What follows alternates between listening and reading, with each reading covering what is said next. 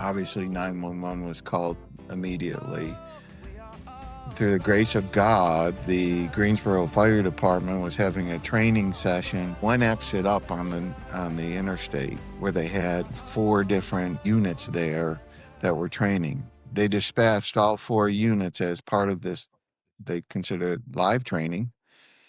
And when they got there, it was good that all 4 were there because they had 4 sets of jaws of life. Usually one rescue thing only has 1 set of jaws of life, but all 4 were there, and all 4 were needed to cut me out. Welcome to the Leadership Expedition podcast. I'm your host, Bob Markovich, and today with me I have a friend. His name is Tim Mann, currently hanging out in North Carolina, just got off the golf course, and he had to straighten himself up a little bit to make himself presentable. So, Tim, glad to have you. How are you doing? Thanks, Bobby. I'm doing great. Just for a little correction right off the bat, I'm up at our place in Cape Cod, so I did have to clean up, but it's out of Cape Cod that we're talking to you today. Yeah, I saw a picture of that cottage that you have. It's absolutely beautiful, and I see the nautic theme behind you. So I wasn't quite sure where you're at, but so you're up in Cape Cod, and what other plans do you have while you're up there? Just this is retirement living at its best, man. I just golf, putz around, do whatever my wife tells me to do, and wait for the kids to come visit us. What we'd like to do is just get to know you a little bit. So give us a little bit of your background growing up in New York, and are you still a Bills fan? Lifelong Bills fan. Let's get that correct right out of the box. I grew up, I tell people I grew up in Norman Rockwellville in Western New York, a little town called Lewiston. It's right outside of Niagara Falls. I've got 4 brothers and a sister.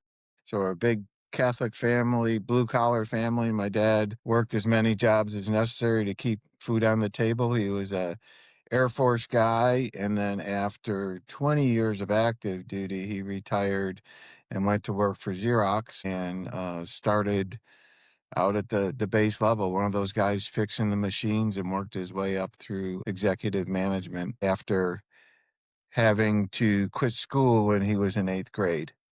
So he got a GED and his associate's degree, and we just had a great family. My mom supported everything that he did and made sure that the 6 of us, stayed in line. I'm the 4th of the 6 kids, 4 boys. We're all 2 years apart. And then the princess, she's 2 years younger than me. And then the mistake, he's 4 years younger than her. Now, but I grew up, we played, 3 sports. Summers were basketball in the morning, baseball in the afternoon, deliver papers, and then go to football practice at night.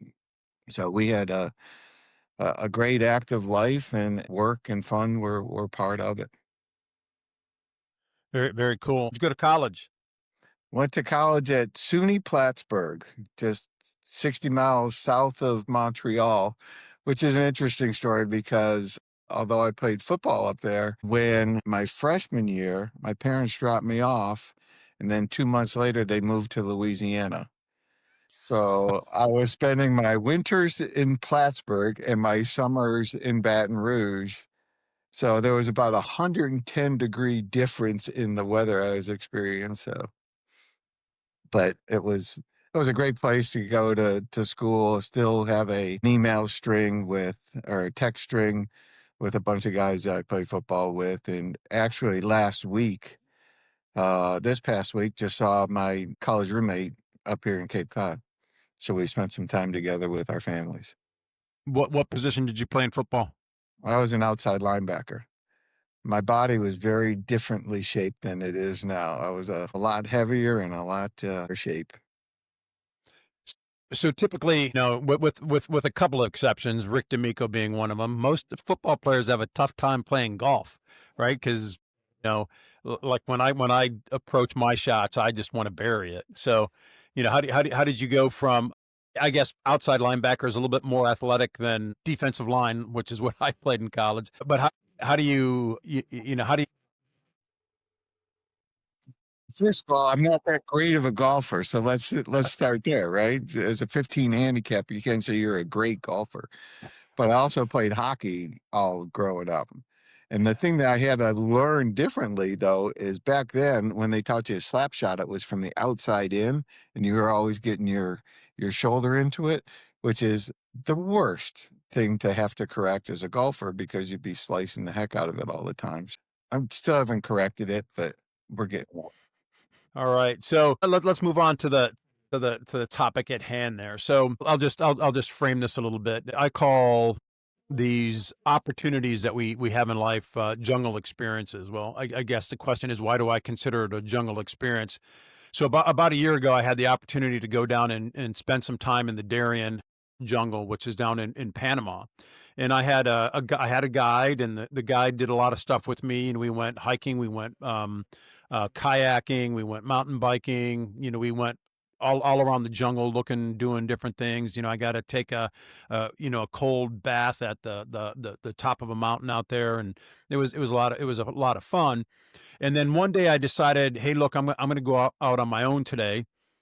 And there's a trail that they have that goes over the top of a mountain. Again, they say mountain. It's more of a hill. It's still a good hike. About an hour one way. And so as I decided I was going to make this hike over the mountain by myself, doing it solo, as soon as I got off the quote unquote beaten path and I got onto the slippery trail that had fixed ropes, and it became more difficult, and as my breathing got really heavy, and then I started thinking about everything that could go wrong. Right? There's jaguars out there, and the compound that we were in the night before, a jaguar actually came into the compound, and there's these snakes that they call fer de lance, real poisonous snakes, and I'm like, what am I doing? But I already started on the journey, so I'm like, I'm not going back.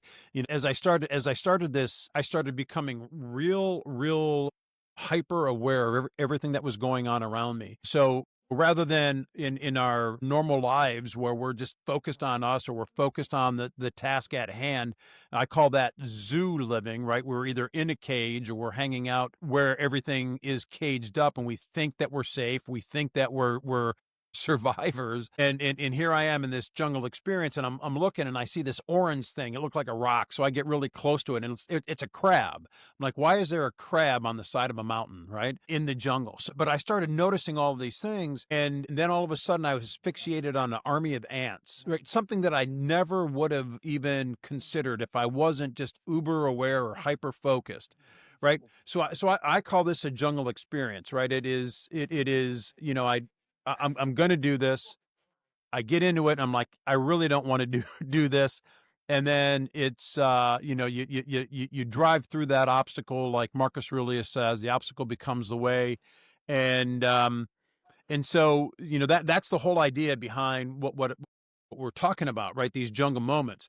But now it's a move to what about the jungle moment in somebody's life? You and I spent a lot of time together at AIG Sun America. We worked together, and you had a really traumatic jungle experience. So why don't you take some time, walk us through it? Don't hold anything back, and talk to us about this jungle experience in your life. Glad to. I think it's a great way to frame it to a jungle experience with sometimes you choose to go through the jungle, sometimes the jungle's just there, right? Yeah. I didn't choose this jungle for sure. It was May 11th, 2004. And I'll refer to Wake Up Day, which was June 16th, 2004, but and I just celebrated the 21st Wake Up Day. So May 11th, 2004, 4 o'clock. It's a beautiful sunny afternoon. I'm wholesaling, taking um, a kit, meeting somebody for we'll call it coffee, but it was probably alcohol involved. I don't know. We'll but a 4 o'clock appointment. Um, and I was turning off the interstate near my house, and rarely did I, because I had 3 states, and rarely did I work around my house. So this was only 5 miles from my house that I was meeting this guy. So I came off the interstate, and the light was red, and I'm taking a left-hand turn, and the left-hand turn I took goes across 5 lanes of north and southbound traffic. The 3 right-hand lanes were all northbound, and the 2 left-hand lanes were to turn onto the interstate. Well, my light turned green, and people in the first lane stopped and the third lane stopped, and I proceeded. But the lady in the middle lane, she didn't stop, and she didn't hit her brakes until she T-boned me directly in the driver's side door going 60. My car got pushed, all four tires leaving a mark, got pushed over 100 feet sideways before it came to a rest. And then the lady in the third lane knew the lady that hit me, and she went over to see the lady that hit me first. And then her name was Patsy Pretty, is Patsy Pretty. And then Patsy came over to my car, and I learned this a year later when my wife and I had dinner with her because I didn't know any of this. Patsy came over to my car and she held my hand and she said, "The reason I wanted to come over to you is because I didn't think you should die alone." And so she prayed heavily for me. Obviously, 911 was called immediately. Through the grace of God, the Greensboro Fire Department was having a training session, one exit up on the interstate, where they had four different units there that were training. They dispatched all four units as part of this, they considered live training. And when they got there, it was good that all four were there because they had four sets of jaws of life. Usually, one rescue thing only has one set of jaws of life, but all four were there. And all four were needed to cut me out because they had to get me to the hospital immediately. There wasn't a time to airlift. My vitals were dropping very quickly. They got me out, and there's a picture from this training expedition that at one point there are 14 people touching either me or my vehicle. So they went to work like that. They're trained, they executed their training, they cut me out. I was pinned in there. They did what they needed to get me out and get me to Moses Cone Hospital, which is a level one trauma center in Greensboro. Got there, vital signs are going really bad by the time they get me there. There was a weird noise in my chest, and one of the trauma guys wanted to put a chest tube in right away. And the trauma nurse said, "No, stop. Let's get a quick scan." And when they did, what they found is that noise was from my diaphragm had torn and my intestines had gone up into my chest cavity. And had they actually perforated the chest to put the chest tube in, that things would have been done there. So again, another blessing, the right person, right time.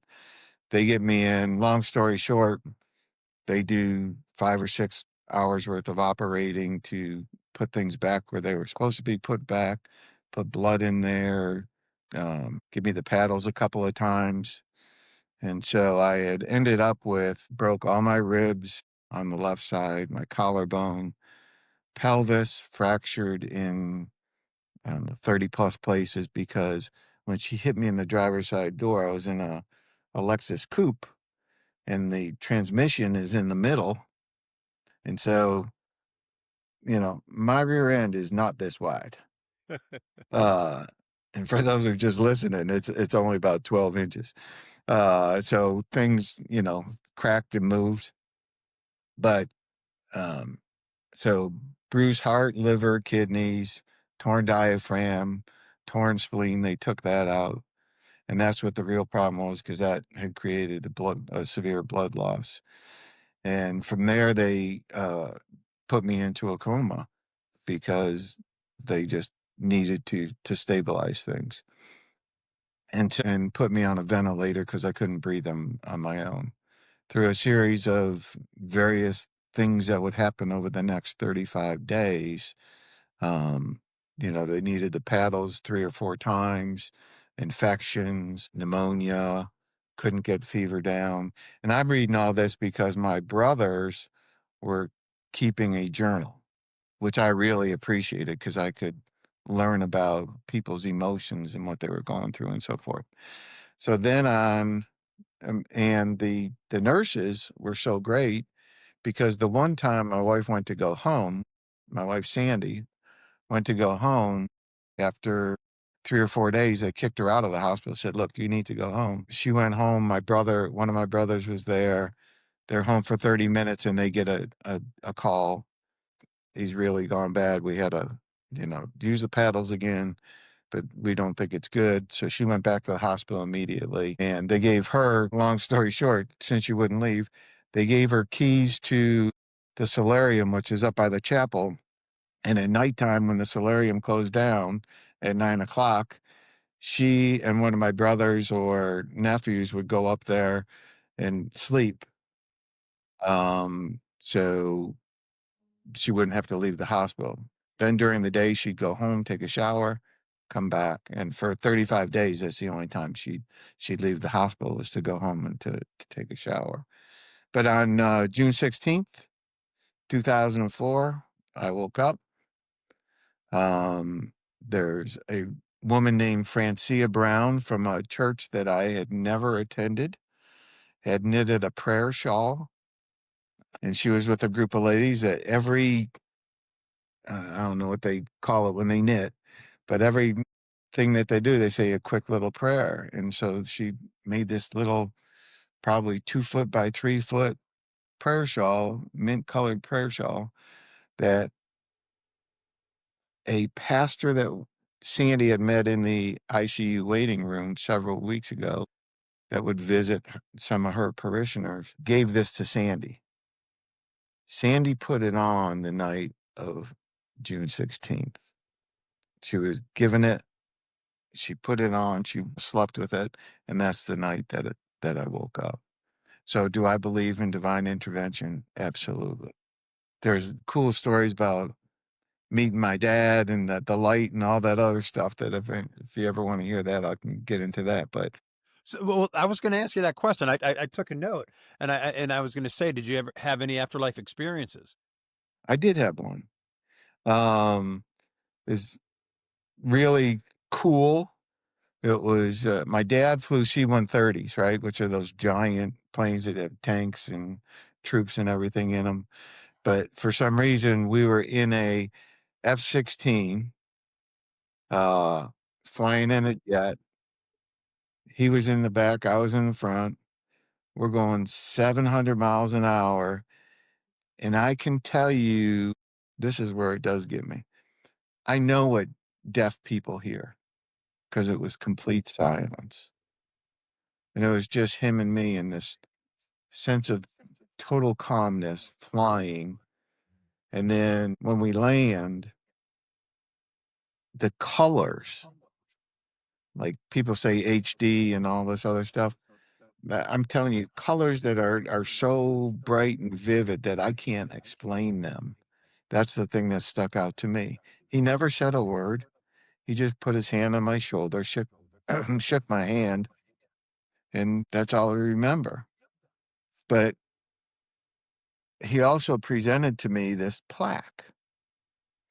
And this plaque, as I was Yeah. telling the story to when I could speak again, which wasn't for a couple of weeks until after I woke up. Um, when I could speak and talk about it, then I talked about the plaque, and my mom said, "I've got that plaque." I said, "What do you mean?" She said, "That's been boxed away for years since your dad retired." And it was a plaque that they gave him when he retired. I don't know that if I ever saw it, but on the plaque that I received, it had my name, Captain, his name, Master Sergeant, which is what he was, and so I outranked him, which is good. Uh, but my mom said, "We've got that plaque." But Bob, when she went to find that plaque, her and my brother, uh, found it in a box. The nameplate was gone. They found his original nameplate in a separate box. And people say, "Oh, that's bullshit," but I'm just telling you, that's what happened. Ask my mother, because when they walked in with the plaque and they came back from Niagara Falls down to Greensboro, Sandy said, "When I saw that, my face just went completely white." But the jungle moment is really when you wake up, right? You wake up and you realize what had happened. So I had to learn how to talk again because the trach had been in there. I had to learn how to walk again. I went from 205 to 210 pounds to 155 pounds.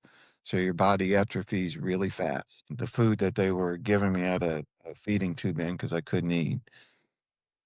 The feeding tube is very expensive food, but it's nothing they remember tasting. But so the atrophy of everything and the uh, pelvis and everything else. So the first time I walked, the year prior to that, I had run a marathon. And the first time I walked one tile, 12 inches, shuffling my feet, probably half inch at a time. And I laid back down and I slept for 2 hours because I was exhausted after walking 12 inches. And then, okay, I'm going to get 3 tiles tomorrow. And then I'm going to make it to the door. And then we're going to do a lap around. So everything just became super, super, super goal oriented. And when the came in and was talking about the breaks, I said, I'd like to run again. And he said, well, that's probably not going to happen. I said, well, there's a 5K turkey trot. This is sometime in June now, right? Or July. We're probably into July by now. And the turkey trot, I said, November. I said, that's only 3 miles. I'd like to do that. And he said, he was a big gruff guy. He said, no effing way. But in November, I went back there early December, went back to see him. I said, by the way, yes, effing way. I didn't run the whole finish that turkey trot. He said, you dummy, you're not supposed to be doing that stuff. You've got all these stress fractures in there now. So anyways, it became a challenge that I consciously chose to accept because I chose to live life very differently after I woke up because of what my family and my wife and the community and friends, what they did for me. So, I mean, there was a definite time when there was a T in the road. I'd go left and be a victim. Why me? Why did this happen to me? Or I can go right and say, I'm a victor. And why me? Why am I left on this earth to do something? What really cool thing is that? And I'm convinced to this day that I'm left on this earth to do something really cool and make a change of somebody's life just by interacting with them or, whatever it is. But I truly live life every day now with a sense of great gratitude versus just walking through it and thinking I deserve stuff, but also with that victor, we're gonna win, and what cool things are ahead for me today. And it's just I'm not great at it, but every day I do wake up looking for something. What's cool is gonna happen today. Yeah, so great story. Thanks a lot for sharing that. Yeah, I like the whole idea. You had to make a choice, right? So right there, am I going to be a victim or am I going to be the victor? Right. That is thought process. All of a sudden, I mean, think about it, right? So working at AIG Sun America, you survived this horrific crash. Sandy stays by your side. You're working for a large company that has great insurance. And you've got the opportunity to sit back and collect income because you can't work anymore, right? Yeah, but they here's where being financially frugal. Yep. Sandy might says I would say I was cheap, but being financially frugal, workers' comp paid 25% of what I was making before. So we had a 75% reduction of income that we Right. would not have been able to survive. So my desire to get back to work was driven a little bit by that. Also because I wanted to prove to people, hey, you stood by me, you did these things, I can do this. It was hard at first, but we can get through it. And I think honestly, Tim, I believe that you're really setting the bar low here from a standpoint of it was just. I mean, what you overcame, like you said, you had to learn to walk, you had to learn to talk. I mean, these are all things that every day you're facing a challenge, every day you're in pain, every day you're Right. waking up to hell on earth, right? To continue to survive and to focus and to, I mean, that's huge. Were there times where you wanted to give up? The you know the thought that I have here, right, is like I said, Marcus Aurelius says that the obstacle becomes the way. And there are times in people's lives, and you experienced this, and I experienced it, where we faced an obstacle and we decided to either go around it, or we faced an obstacle, we decided to go a different way. I mean, this was clearly for you an obstacle that you had to fight through, or you were gonna you were gonna survive on 25% of your income, Yeah, right? and I So mean, that wasn't an option for me, but the other thing is I'm as you were saying that, I'm thinking, yeah, rehab really sucked. The first 35 days were easy for me. I slept, right? They were hard for Sandy, hard for the kids. They were very difficult. Day 36 for the next 6 to 12 months, even today, cold, wet, rainy days, I'm not a nice person to be around. I mean, I just ache and, uh, I don't say that with a great sense of pride, but it's just one of those things that you become, you know, it doesn't feel good. But then you realize you get to feel pain. You know, it's an honor to feel pain. You're still here. So, it I say just, but it was that striving now became an intense strive for, right? Especially men find are striving, not just men, women as well, but particularly men, their identity is tied to their job. So I needed to strive to be better or the best or this has never been done before. And waking up, the goal of, okay, this has never been done before. It was never done that somebody was on a ventilator for 35 days and lived in Greensboro in the Moses Cone Hospital. So I got that record check. Never never been done that you did a 5K when you weren't supposed to, you're just supposed to be walking by then. Okay, check. You don't probably remember this, but Sun America made me go out to California to take a mental competency test because the workers' comp people said, you can't come back to work this quickly. Yeah, I can. Check. I'm back. So you learn, and I think you learned in the jungle when you were doing your excursion, you learn compensatory behaviors. You learn how to compensate for something that you're not proficient in. You didn't know how to navigate through all the jungle stuff, but you compensated. You figured out what you needed to do to get to where you were going. And I think that's what we learn how to do when we're in the jungle is pick up compensatory behaviors that I don't know that one yet, but I can do this. And then you move forward that way. I love how you say compensatory, right? So I always talk about you're in a position, there's no playbook, right? There's no playbook. You've never experienced it before. There's people around you that haven't experienced it before. How do you survive? Now, so what do you think was driving you? What do you think, was it motivation? Was it discipline? Was it desire for success? Was it goal setting? Was it the love of your family, the love of the Lord? I mean, what drove you to enjoy the pain because you had because you were alive? You earned that pain. Now you're going to enjoy it and drive through it. The quick story is you learn humility too, right? Because I was not really I'm not the most humble person. You learn humility, and I think the good Lord woke me up by saying, "Hey, slow down, stop. I'm going to stop you for a second." And when you're on your walker walking into a water aerobics class, and there's a couple of 75 or 80-year-old ladies with the bonnets on with the flowers on them and stuff like that, and I'm walking down the ramp into this 85-degree pool, that's humbling. But that's what I needed to do. I'd go to rehab in the morning, take a nap with a couple of pain pills, and then I would go do my own rehab in the water to get back quicker.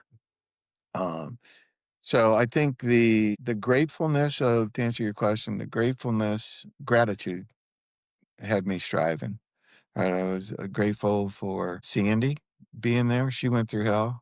She's not one of these people that is a driver pickup but she was a hell of an advocate for me in a broken medical system. I read some of the things that my brothers would do, and so you learn how to do things that are outside your norm. So for her, for my kids, for my brothers and sisters, for my family, but also our community enveloped our family, and the community came around us and helped us out. So I didn't want to disappoint anybody, and I also wanted to be an example for my kids. For there's gonna be hard things. My dad was a great example for us. There was hard, but choose your hard. You know, it's hard living on 25% and just, you know, sucking off of other people your whole life. That's a heart I didn't want. So how do I get back? But I also then started striving for what's never been done before, as I said. So whether it was getting off the vent or, doing it ended up being production numbers later on and driving my team a certain way. Just do things that had never been done before.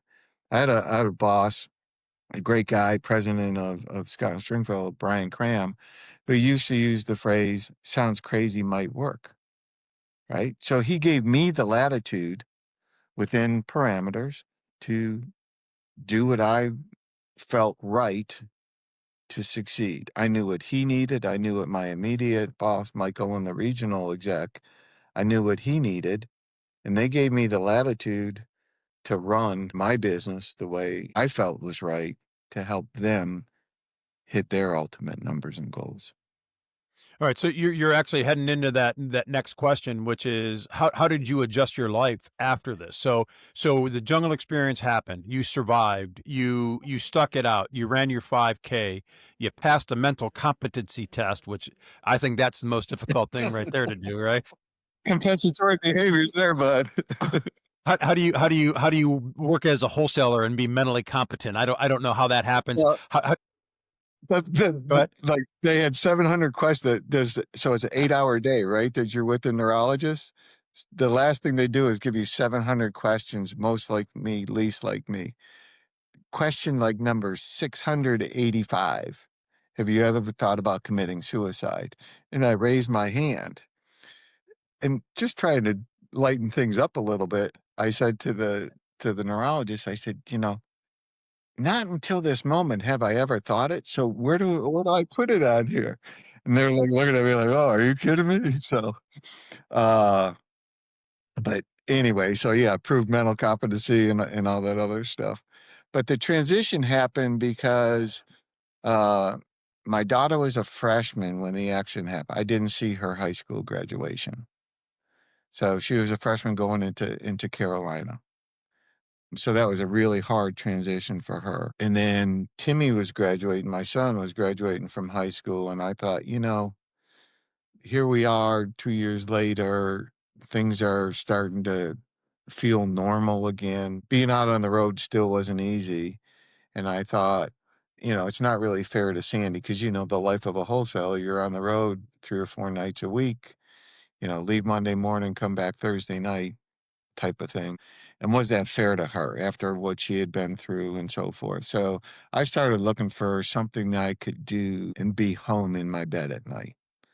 So, did I want to be a financial advisor? Did I want to be a manager?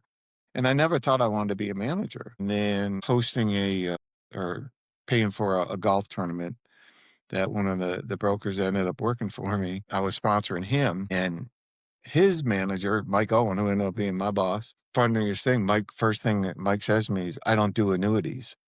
I said, great, because I don't do annuities either. I just want to play golf, man. I don't know what. So by the end of the round, he's liking my varied background and so forth. And then he said, why don't you come into the office and meet with me? So long story short, that became my pathway to becoming a manager of that business. So let me make sure I got this right. So you were sponsoring a golf outing, and the person that you were supporting in the golf outing or his manager recruited you on the golf course to come to work for him. I mean, that's the every sales manager, every wholesaling sales manager. That's something that comes back and bites all the time, man. That's But crazy. the historical thing was, or hysterical thing was, his very first words, "I don't do annuities." His very first words. And I said, Which is kind of funny that nobody wants to be sold, right? Nobody wants to be "Right." sold, and I'm just here to golf, and don't try to sell me whatever is in your bag of tricks. And then when he tried to get me to be a manager, I'm like, "No way, I'd never be a manager." I said, "I love sales, and managers now are just cops, I don't wanna be a cop." And so it became this back and forth, and it worked out extremely well. So let me ask you this, right? So going from sales, and you're right, man. Sales a different style of person, right? Sales driven, sales. Your orientation is I need to achieve. You're driven to achieve. It's part of our DNA. It's everybody that's in sales is part of our DNA, right? And then Yep, and then all of a sudden you're going to be a manager, right? And again, I did manage the sales team at Sun America for 8 or so years, and it's totally different. So here we have, right? So you've got Tim Mann, financial sales, Tim Mann, competent in sales, focused, plan from what I remember, you planned your strategies out, right? Your visits to knock on those financial advisors' doors, and it's what gets us up in the morning, right? It's the hunt. It gets us up in the morning. Now, so that's one block of your life. The second block of your life is your jungle experience, right? You're pretty much left for dead, right? Somebody coming over and holding your hand because they didn't want you to die alone. And you survive that, and you teach yourself how to walk. You teach yourself how to talk, and you drive through that jungle moment. You don't give up. You don't just survive, but you thrive. And all of a sudden, somebody's recruiting you to do something that you never would have seen yourself doing. So let's talk about all those experiences. How did they play into your management style? How did they help you become a better manager? How were you capable of motivating the financial advisors that worked for you? Give us that story. well, I think that, like guys like you, and I'm not just blowing smoke up your skirt, but I had the fortune over a 40+ year career to see how good leaders led. I won't even use the word manager, right? Good Okay. leaders, how good leaders lead, and how poor managers manage. And I'm kind of like my dad was anti-authoritative. He was a non-commissioned officer. He could have been a commissioned officer at any point in time, but he never wanted to leave his guys. And so that's the one thing on his deathbed. I said, "Dad, what was the one thing you would do differently?" And he said, "Not try to buck the system the whole time." Well, I never learned that message the whole way through. So I never liked to be managed by anyone at any time. Give me the vision and give me the authority and let me run with it. As I think weak people are strong managers, strong people are strong leaders. Where if I know what the vision is, if I know what the ultimate goal is, then I can create my own strategy and how to get there. And that's what we did. I saw that the way I was a wholesaler, I wasn't, listen, here's our product, here's the features, here's the benefits. What I would do is I always considered myself a bee pollinating flowers. I'd see a great idea in this office from a different firm, even, and take it over. This is what top producers are doing, and here's what they're doing, and here's how they're doing it. And take those great ideas and cross pollinate those ideas and be an educator and a leader and close their sales for them if it meant that. But always being more educational, being more demonstrative of this is what top people are doing and emulate. I like to say I liberated a zillion ideas, never came up with an original one myself. So I was an idea liberator but also I saw that where people were having struggles, and that was not unique. Like that same struggle was happening over here. So let's not do that. And taking that and being able to do instead of it between 1,000 advisors in the Carolinas and Tennessee to breaking it down to 40. Now you could really go deep. And that really excited me because my coaching could get deeper with those 40 and I could develop this business. And as I said, I had two great leaders that I worked with, Mike Owen and Brian Cram, and both of them gave me the ability to do what I thought was best. Here's the goal. Here's the way that we want it done. Now here's, execute. And they gave me the parameters and the resources I needed to execute. And we were non-traditional. So, You but know, the go ahead. I loved it. I liked working on people's businesses, establishing one of the questions you asked me to kind of get my mind going for the podcast is cultural changes. So it's a huge cultural change for me to go from wholesaling to managing or leading this team of 40 advisors. So it was a change for them too, because they were used to having the traditional managers there. So I went in and I heard Alan Mulally talk. Have you ever heard him, the ex-CEO of Ford and Boeing? He I have not. No. he talks about the importance of establishing a clear vision and the purpose for the vision. Why are we doing this, right? What's the clear, definable vision? And clearly, why are we doing this? And so having that mindset, we went in there to um, really, I established it that we're going to be the leader in three areas: revenue, profitability, and compliance. Those are the three main drivers of the firm.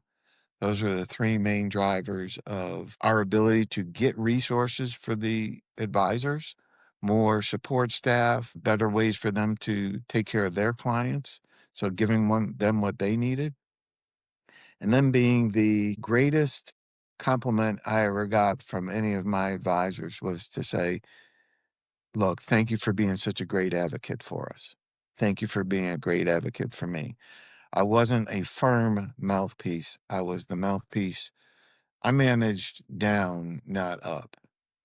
And that culturally, that was very different. And so, that rubs some edges sometimes, but I would just say, we're trying to take care of the advisor and the client. And is there a problem with this request? Yeah, so I like how we're actually now moving on to the leadership side because I love leadership, right? That's my focus. I want to be a better leader. I want to help other people become better leaders.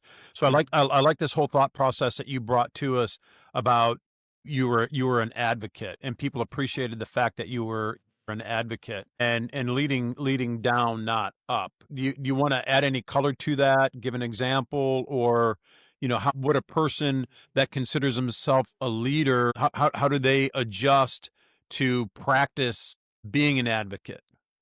I think you've got to, really be a servant leader, right? First. What do you mean by being a servant leader? I was there to serve. The org chart was client, advisor, and then the rest of us. So we're there to serve the client. Really, we're there to serve the advisor who's there to serve the client. We're not there to serve the corporation and the profits.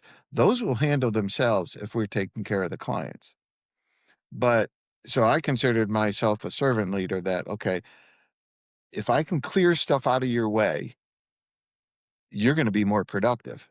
And if you're more productive, you're going to be more profitable. If you're going to be more profitable, we're going to get more resources to help you become more productive, more profitable. So we kept on building in that theory. So my role and my goal, and I clearly articulated it, was look, if there's something that's coming down from on high that we need to absorb, I'm just going to tell you, we're going to need to absorb it, and let's not waste any time complaining and bitching about it. We need to absorb it. And I'll be honest with you and fair and say, look, I've tried to push back or whatever. We can't push back. This is just a gotta do.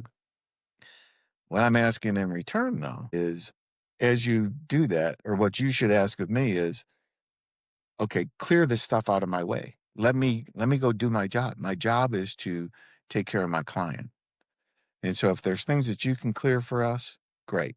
So if somebody had a problem, that administrative thing, let me, or I had a wonderful staff. I had two assistant managers that were administrative in nature, and they were awesome. I suck at administration, right? The details, I'm not good at it. So I hired to my weakness, got two very strong, very seasoned women who were strong. They had no problem coming back to me and saying no, right? But they also had the servant mentality of we need to help the advisors help their clients. And so that was our culture. I mean, and it really grew and grew and grew from when I first got there, Bob, I would say that culture was somewhat ensconced in mediocrity. Like, it's okay. And okay was fine. And a question that you asked me when we were first talking about this was, what did you do? What physically did you do to change the culture? What was the sign?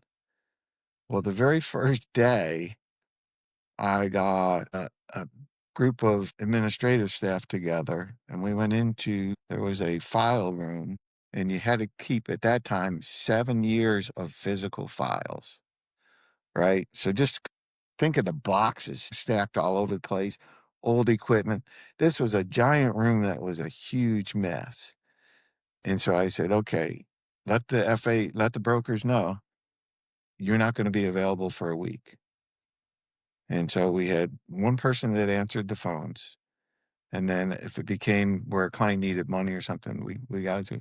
But for 1 week, we cleaned that room and organized it and we threw out and shredded a whole like uh, construction. You've seen those things like that. We've done a hole with just stuff fitted.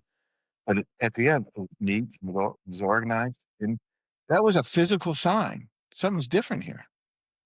This is not the same old stuff. And so then we started celebrating successes and we celebrated wins and we celebrated a lot. And then, this had never been done before. And then we started competing organizationally. Look, let's move up the ladder. Let's move up the ladder. And after 17 years in that role, we were by far number one in revenue. We went from 11 million to 72 million. Number one in profits. I can't divulge what those were, but they were significant. And number one in compliance. We never had one compliance hit on our record. So we ran a clean business that was profitable, that everybody made a lot of money. But I changed That's over personnel over that 17 years, right? We started with 40 advisors. I ended up with 41 advisors. Now, of those 41, 25 weren't original advisors. wow. Take the bottom 20%, add to the top. Call the bottom 20, add to the top. Bottom, top. And culturally, performers, it didn't become a recruiting process, it became a selection process. You have to qualify to join our team. You have to qualify to do this. And so it became, I turned down a lot of high-end producers that would have screwed with our culture because their egos were too big. Yeah, culture's so important, right? I mean, if you're heading down a bad path, you're going to continue down that down path. And it's, I can tell you from a government standpoint, running, a government, running a village, it's really difficult to get that culture. So I've been battling now for a year and a half, and still trying to change the culture, doing it day by day. I mean, it's little by little. You can't, because I can't. It's very difficult for me to go out and get rid of the bottom 20%. Right. It's impossible, to be honest with you. So, restructuring the culture from the top down in this situation, and it appears to be moving in the right direction. Again, it's like an aircraft carrier, turn around an aircraft carrier. I can't even imagine it from a governmental standpoint. I will say the most important hires were my first hires, though, and that went against the grain. People wanted me to do things more quickly, and I'm like, "No, we're gonna get the right people, not just people."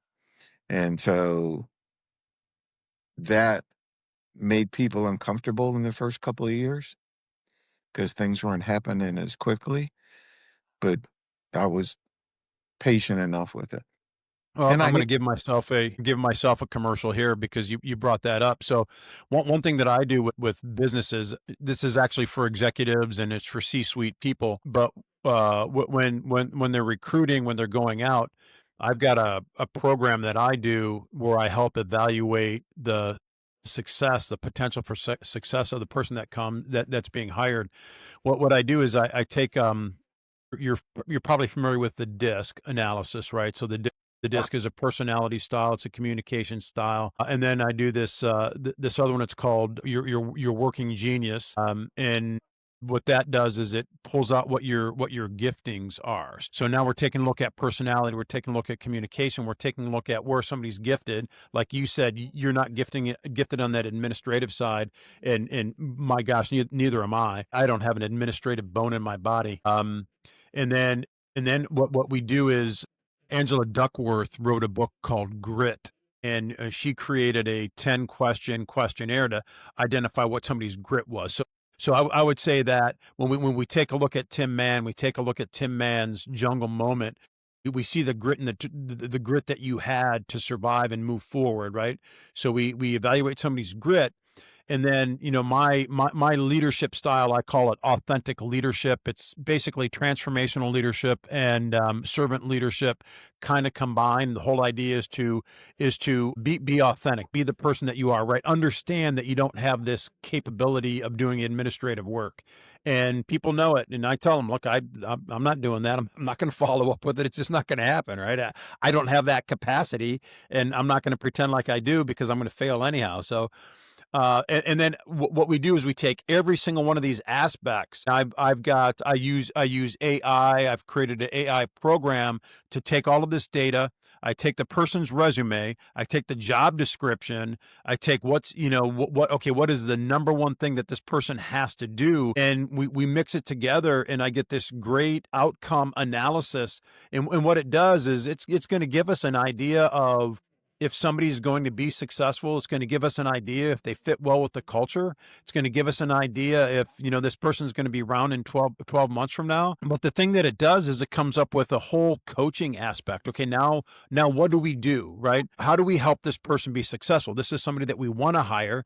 These are their weaknesses. How do we help them be successful? And in today's day and age, this is what we need to do, because people show up for a week or two and they're gone, right? Because they don't know who they are. And as a leader, as a manager, as their boss, you make a decision based on an interview. And now we take a look at all of this, and it man alive, it really helps an organization that wants to be successful find those that are going to be successful and helps them coach those people towards success. the disc profile we definitely use as a coaching tool. I love the idea of the grit piece because, I always look for PSD, poor, smart, and driven, right? But that drive, you can't pick that up. So if I've got some way to measure grit and resiliency, because there's going to be difficult times. I mean, when you're dealing with high performers, we created a high performance team. Whether it was assistants were high performers, the advisors were high performers. There were high expectation, high ego, a high competition. But when there was a hiccup in there, we had the lowest. The other thing that I measured all the time was retention.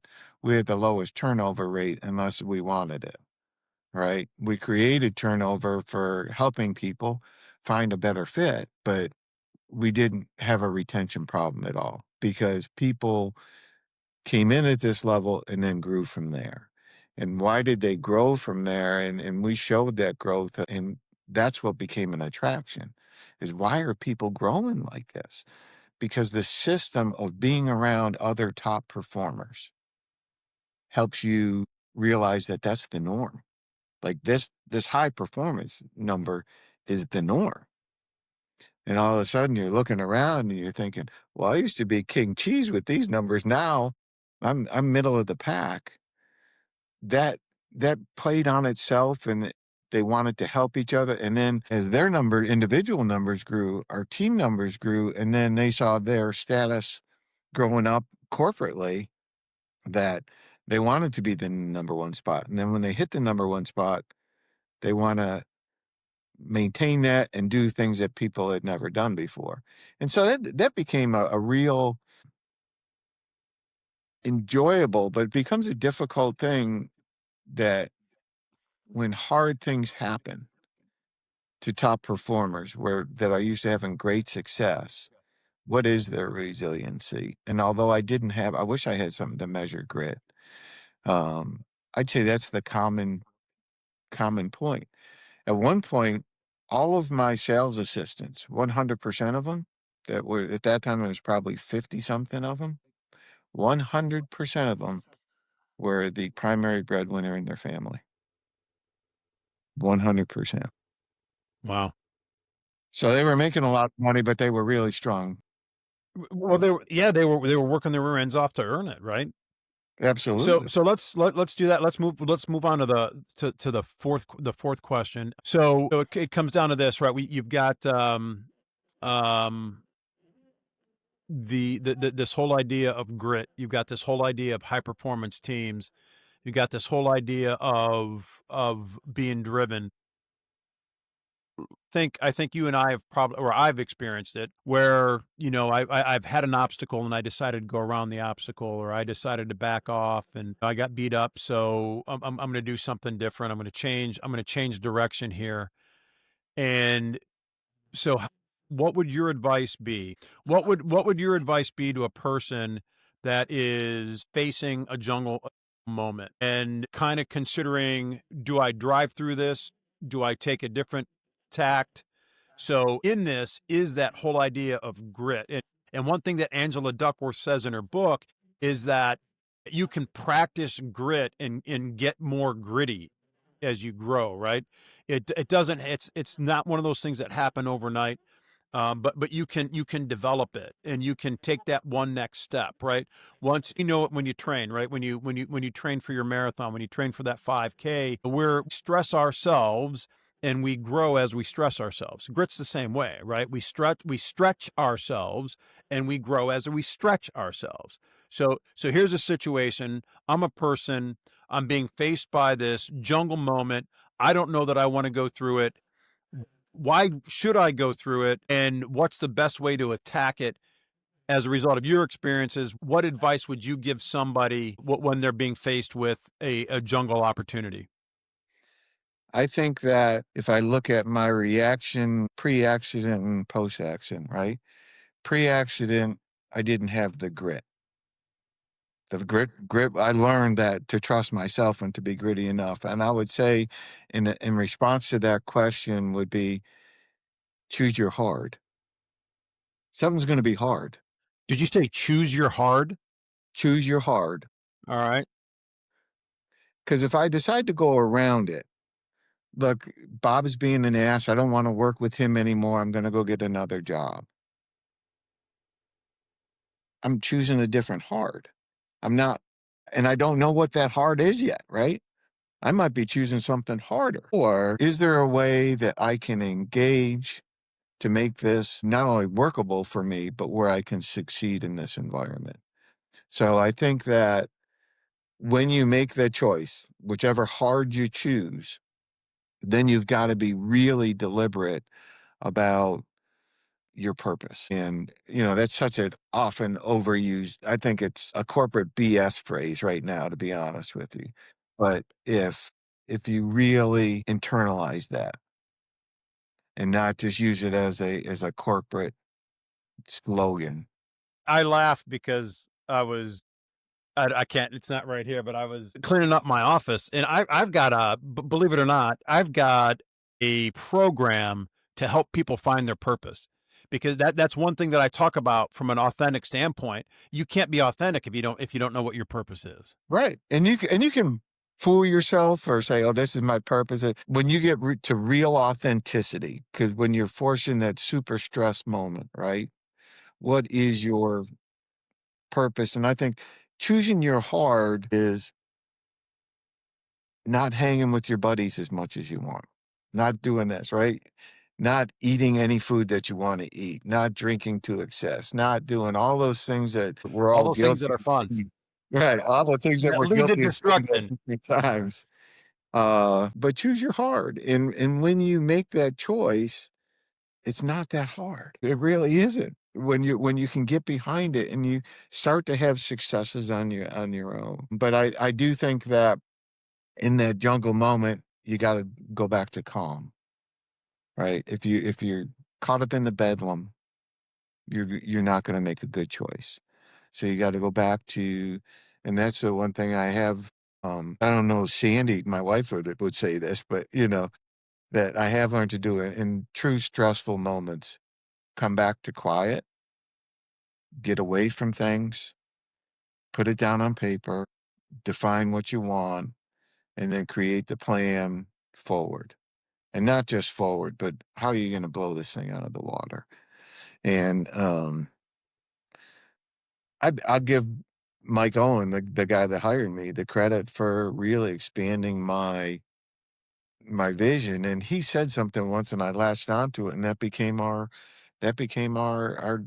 our vision for the team, and that was, we want to be the go-to place in North Carolina for clients and advisors to go to when they think about, where am I gonna go invest my money? And in the triad and the triangle of North Carolina, we became the go-to place.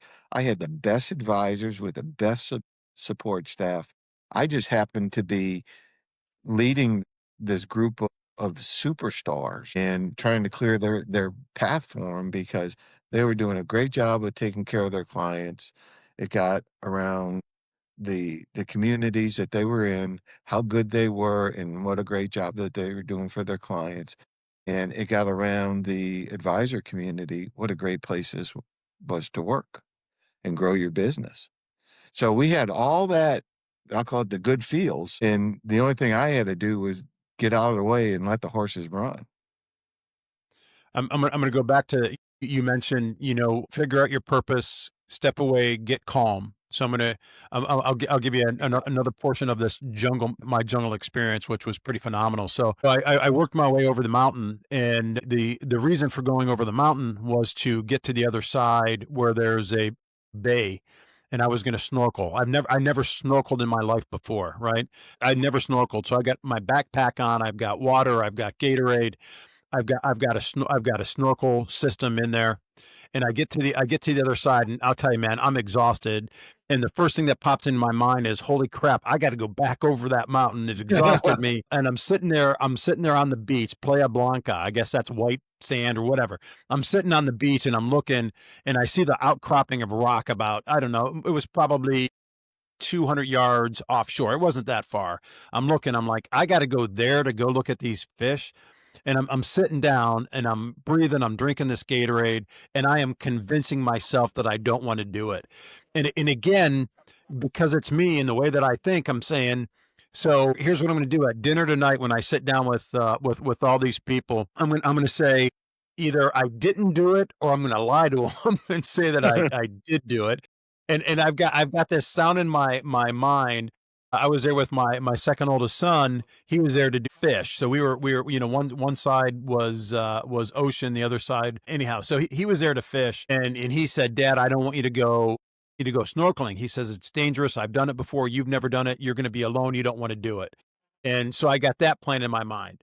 So I mean, and I finally said, if I don't do it now, I'm not going to do it. I'm going to convince myself not to do it. So I pulled these, well, they're huge Fins. flippers, right? I got the big flippers. I pull them out of the bag. I put the mask on the top of my head because I've seen Jacques Cousteau do it, right? I get you. You've got the snorkeling device right by my mouth, and I go about, I don't know, about rib cage deep in the water, and I I'm trying to put these these flippers on, right? Now, like, and it's I'm like I'm getting seasick, Tim. I'm I'm getting seasick putting these things on, and all of a sudden, right? I'm thinking the full vision that I had, just 15 minutes ago, walking over that mountain to right now. I'm worried about myself. I'm worried about my experience. I'm worried about what other people are going to think about me. I'm worried about throwing up in the water, trying to put these stupid flippers on. I finally got them on, and I'm like, I got to get in there. I put the mask over my face. It's all sweaty now. I rinse it out, put it back on. I put that device to start breathing. I put my face in the water, right, and all you hear is the only thing that I hear is me breathing, and well, I mean, instantly I was at peace. Instantly I was present. I was 100% present. I'm like, I don't know that I've ever experienced that in my life, that I was 100% present, because now I'm part of the environment, right? I'm in the water. I'm moving with the water. I feel the waves. I feel everything lapping up against me. But here I am 100% present, right? You talked about you have to figure out your purpose, you have to separate yourself, and you have to find peace. I was totally there. I mean, it was absolutely it was, and then again, something darts in front of you, and then something darts in front of you, and before you know it, you are in the middle of just a beautiful set or a beautiful array of fish swimming, a multicolored fish swimming around you. So that's my experience of being present, my experience of stepping back, my experience of saying, all right, I need to be present. I can't look at the past. I can't look at the future. Now, how do I, what is my purpose, right? Because I am fully aware, I'm fully present. I think most of us in business don't have the state of mind to get there, right? You're just you're on that treadmill and you're running. You know how a treadmill sounds, versus nice calm voice type of thing. And I think that when you can really look at reality, what's going on? Am I giving it my 1,000%? And if I looked at, although I had success as a wholesaler, if I really, really did the analysis of, did you work as hard as you could have worked? Did you do all that you could have done? The answer to that probably would have been no. My grit level would have been not very, I wouldn't have been proud of it on the meter, so to speak. But I had success. And relative to everybody else, I was doing great, you know? But was it the best that I personally could have done? And so that purpose moment for me, that jungle moment, created the lock in on you got more, you got better. You've been given the opportunity to do this. So, like you you just push yourself, but you got to get quiet. And it's funny, you mentioned the voices you hear, right? You hear your own voice. What are these other people going to say? Am I going to lie about how great I was? Am I going to talk about this or that? That's so real. That is just so real. And how often do we do that in business? Right. Yeah. And so when you said, what advice do you give to people? You just say, choose your hard, and then what's your plan? And does it align with ultimately what is what is it that you're here to do? I Yeah. don't know. I still don't know. Today my efforts are really with Folds of Honor Foundation, doing a lot with them, trying to raise money and awareness for educational scholarships for fallen and disabled vets and first responders. Dan Rooney started this thing, and he's very clear with his purpose. If anybody's not familiar with it, I would go to foldsofhonor.org and look at the organization and the story behind it. I think having the vision and the purpose and all those other corporate words, the one thing I used to play was corporate bingo, that who'd have to drink first when you hear the word on a Zoom call, pivot, cascade this idea down, and all this other crap. It's just, that's the thing that you talk about lead with authenticity. My advisors or my team never heard me say. all the corporate garbage. That I was authentic, and they could relate to that authenticity. So authentic leadership, servant leadership, being strong enough to, I would say, to hire people that are a lot better and smarter than you are. I mean, I hired a lot of people with tremendous talent that were really good at whatever job I hired them for. They were really good at it, and they were 10 times better than I was. But that wasn't my job, that wasn't my role. My role was to Right. keep this team calling the right plays, engaging when I needed to engage, keep them safe and out of And I think that's one part of authentic leadership is I know I suck at this. I'm not going to do it. I need to find somebody that's going to do it for me. Right. So here's what I'm going to do. I'm going to close on this. So you talked about gratitude. After you woke up, you decided to focus on being grateful, practicing. So I like using the word practice to how would you practice gratitude? that's a I think that waking up or going to bed at night, first thing, either a first thought or a last thought is something you're grateful for, you know? I'm grateful for a breath every day. I'm grateful that, this few days ago here that I celebrated my first wake up day. That was a pretty cool day. It's a very emotional day for me because I try to, when it was up to 13 years, I was walking that many miles. Now that it's 21, I made it into kilometers. But it's just I've got the ability to walk. I've got the ability to talk. I can see my children get married. I could see my grandkids be born. I've got 5 grandkids. We've got financial security. This job change, put me in a position that we created financial security, not only for my family, but for the l we improved somebody asked me, "What are you most proud of?" And I would say in my career, especially as a leader of my team in the past 17 years before I retired, was we improved the financial position of everybody that worked with us. Everybody, 100% of the people improved their financial status in life, as well as their personal satisfaction being where they are. Because if they weren't happy with us, we didn't want them on board. I'll tell a couple of stories of nuggets that people can take away with them. Number one is anytime I'd bring somebody up to Richmond, I'd introduce them to Mr. Scott. Mr. Scott's grandfather started Scott and Stringfellow back in the 1800s. And Mr. Scott was born on 3/3 of 33. And Mr. Scott was an old Richmond Southern gentleman. It just if you want to define Southern gentleman, that's it. And the only regret that I have is before Mr. Scott died, I never took the time to do what I said I was going to do, and that was go to some lake house where he could fly fish and then sit on the porch with him and listen to him tell me some stories about life and so forth. But long story short, Mr. Scott would I bring recruits up there and they'd say, "Bob, I know you're a fine man because Tim only brings fine people to be with us. But I tell you, there's 3 base tenants that this is the only 3 things that are mandatory in this firm. And if you have a problem with any of these 3, it's been really nice meeting you today. But if you can embrace these 3, then you're gonna do just fine here. Number 1, always tell the truth. A man's word is his bond. Number 2, always do what's in the client's best interest. The corporation will make plenty of money. You don't need to be dishonest.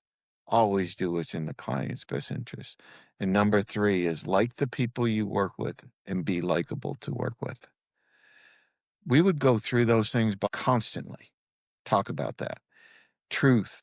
If you're telling the truth, if something happened at work that's a negative thing, but you told me the truth, I can help you figure out a way around this or through this.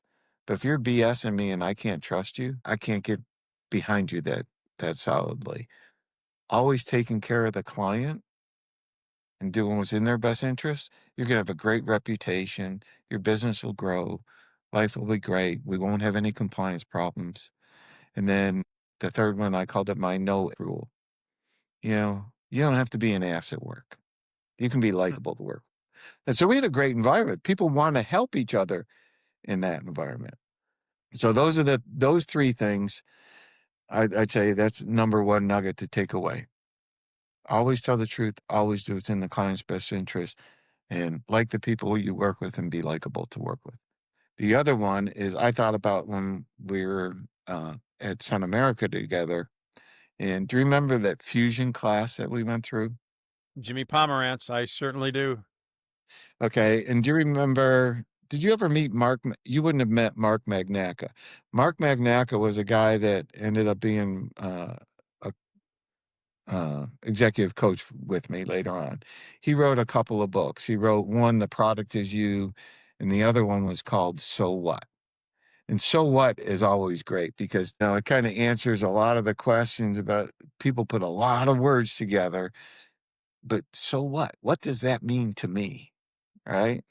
And so the thing that I had my advisors go through when they were given a presentation, whether it was a lengthy one or keynote or whether it was a one-on-one or a phone call, you'd always have to answer three questions. For what? What's the objective of this call? Why are we doing this thing today? So what? What does it mean to me, the receiver of this? And then now what? What's our action steps? And so with our call today, I'm sure that you can answer those three things, the for what, so what, now what. But if there's anybody out there that could use that format in their presentations, financial advisors, it helped a ton because they would tell their story, something memorable, but also then say, what's our objective today? Here's what we're going to try to do. And then so what? The so what is the details. How does this impact me? And then the now what's the action step? We use that in our group, my team. And anytime they were trying to come up with a way to formulate an idea or get something across, for what, so what, now what, it became kind of our mantra. And obviously, with the success that my team had, they implemented it extremely, extremely well. So that's got not much to do with leadership, but it's got everything to do with leadership because the for what? What's my purpose? So what? What does that mean? Not only to me, but to the people that are meaningful to me. And then now what? What are my action steps to implement that leadership role that I have? Well, I think that's a perfect way to end the conversation, Tim. That's great thoughts right there. And I want to thank you for being on. I do appreciate your time. Thanks for trekking with us on the Leadership Expedition podcast, where we don't play it safe. Stay small or stay silent. If today's episode sparked something in you, share it. And remember, leadership isn't a destination, it's a daring daily decision. Stay courageous, stay authentic, and keep leading like your life depends on it, because it does. Until next time, gear up, step out, and lead the expedition. Hello world, wake me up to another good morning.